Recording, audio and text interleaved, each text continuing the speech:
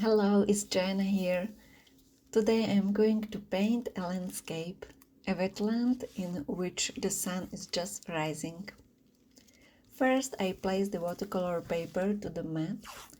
I have such a glass rectangle, it's from some frame that got damaged. The watercolor paper that I attached to it must be a little smaller than the mat, so it can be attached with washi tape. This paper size is exactly what fits in my journal, so I'll be using this mat more often.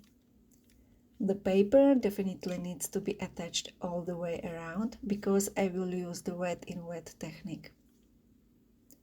I paint entire paper thoroughly with clean water so that the colors I will use next will beautifully blend and mix together. The past 3 weeks have helped me improve a lot. I worked really intensively on watercolors and felt a shift every day. For example, I found out how to work with brushes in new ways, how watercolor paper of different brands and sizes behaves.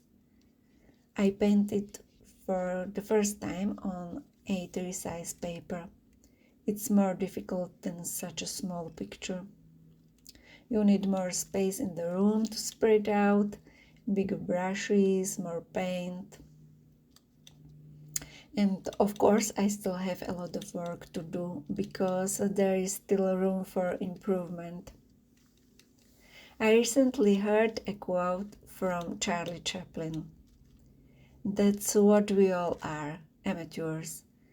We don't live long enough to be anything else.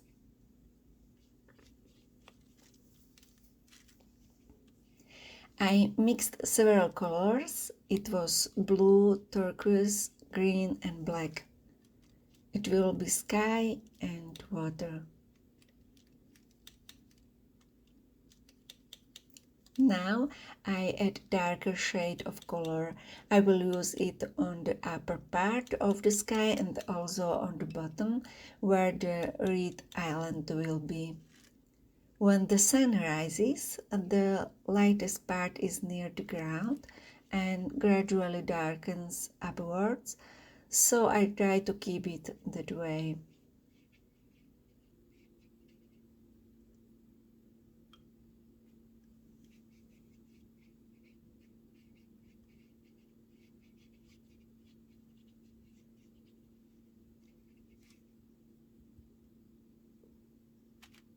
Now I will use this burgundy pink for the sky and its reflection in the water.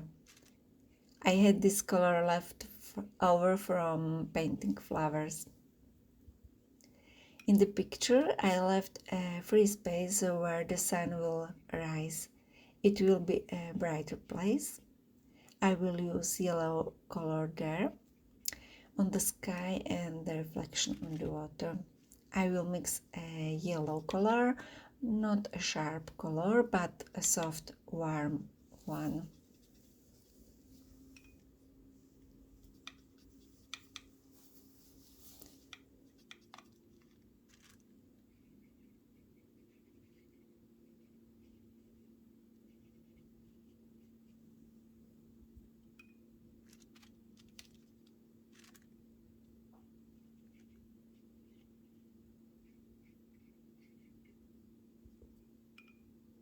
With a semi-dry brush, I suck up a little paint in the place where the sun will be, so there will be a lighter part.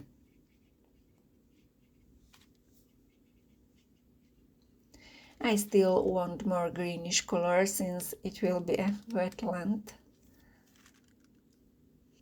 National Geographic says a wetland is an area of land that is either covered by water or saturated with water. The water is often groundwater seeping up from an aquifer or spring. A wetland's water can also come from a nearby river or lake. Seawater can also create wetlands, especially in coastal areas. that experience strong tides. A wetland is entirely covered by water at least part of the year. The depth and the duration of the seasonal flooding varies. Wetlands are transition zones. They are neither totally dry land nor totally underwater. They have characteristics of both. The saturation of a wetland soil determines the vegetation that surrounds it. Plants that live in wetlands are uniquely adapted to their watery soil. Wetland plants are called hydrophytes. Seasonally dry wetlands or wetlands with slow-moving water can often support trees and other sturdy vegetation. More frequently flooded wetlands have mosses and grasses as their dominant hydrophytes. While the paper is still wet, I paint the island. I mixed a dark brown color with a little green.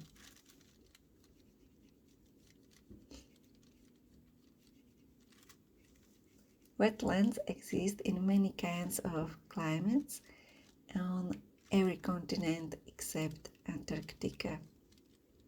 They vary in size from isolated prairie atolls to huge salt marshes. They are found along coasts and inland. Some wetlands are flooded woodlands full of trees. Others are more like flat, watery grasslands. Still others are choked by thick, spongy mosses. Wetlands go by many names, such as swamps, peatlands, sloughs, marshes, muskets, bogs, fens, potholes, and mares. Most scientists consider swamps, marshes, and bogs to be the three major kinds of wetlands.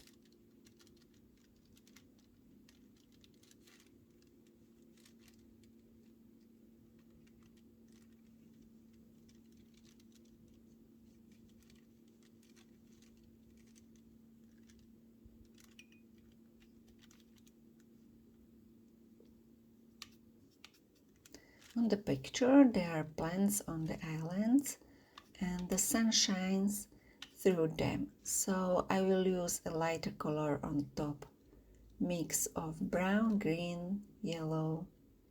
I rotate the brush so that I don't have straight lines, but as you will see at the end, some of them are still visible.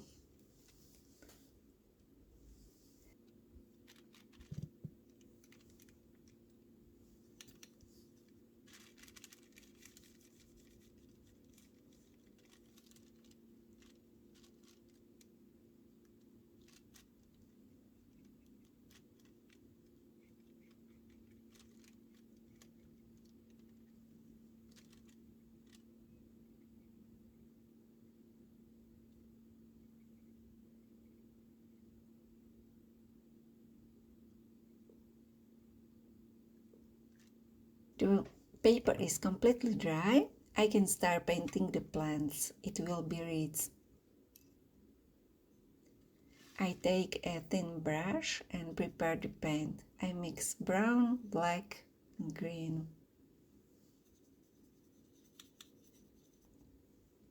Common reed likes sunny, waterlogged, and marshy habitats, often the banks of stagnant water, water reservoirs, ponds, and the banks of running water, streams, and canals. It also likes waterlogged fields. Outside of Antarctica, it can be found on all continents. I test of the color on paper to see how it will look. I think it can be.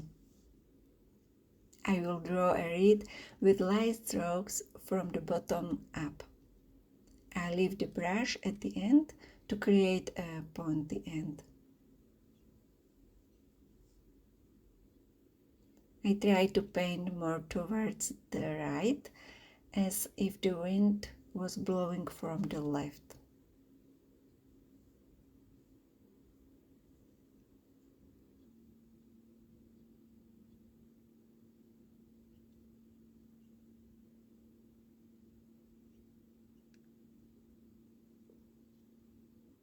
I will also paint longer stems that will have a hairy flower on them.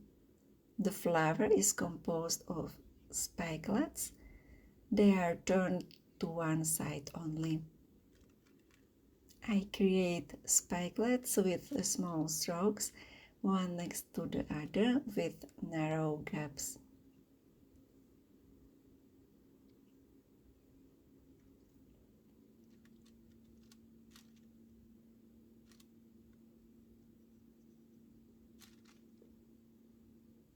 I'm trying to see if I am better at painting the flower from above or below.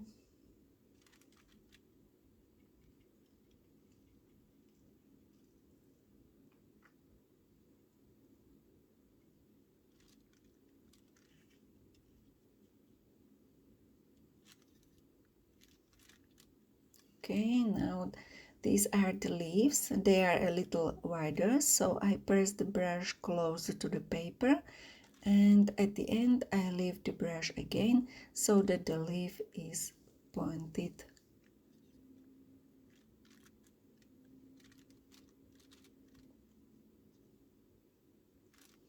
I will still paint the flowers in different levels. I won't put a lot of them so they stand out nicely.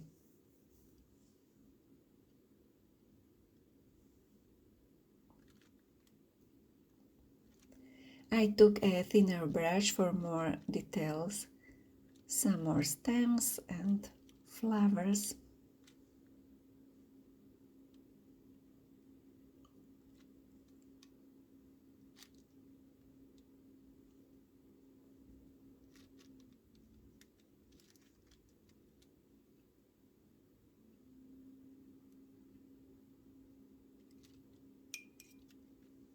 Now I'm going to use a soft yellow color to emphasize that the sun is coming up and shining through the spikelets.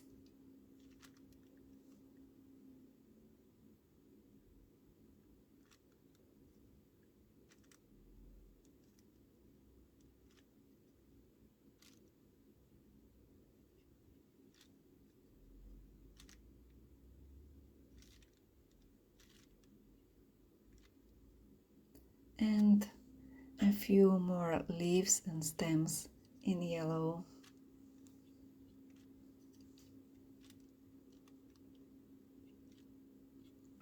I used a heat gun to peel off the tape more easily so the paper wouldn't tear. The picture is nice, even beginners can handle it. And we could just leave it like that, but I needed to improve something. If you are interested, keep watching.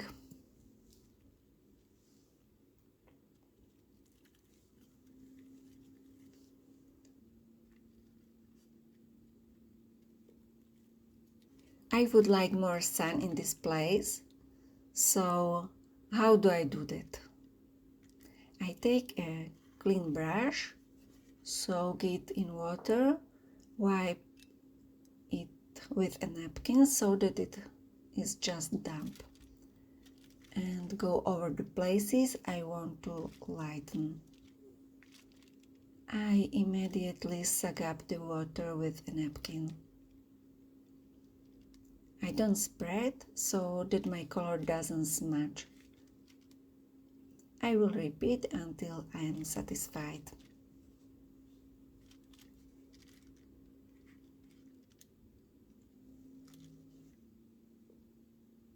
The second thing I want to do is break up the horizontal lines on the trees in the background a bit. I take a napkin, fold it into the shape I need, soak it in a pan. and I paint with a napkin. Why a napkin? I have not seen this method anywhere, but the point is that the napkin creates an irregular shape and paints on a wider surface at once. But it must be well soaked with paint so that it lets the paint go and not soaks the paint. So I don't know if it completely helped my intention to break the horizontal lines, but I like it anyway. I will give you a look at the original version and the corrected one. Judge for yourself whether it had an effect. Of course, I could come up with other improvements, but I think that's enough for today. I am glad you were here with me today. Try painting your own wetland. Take it as inspiration and create your dream wetland. Good luck. Bye bye.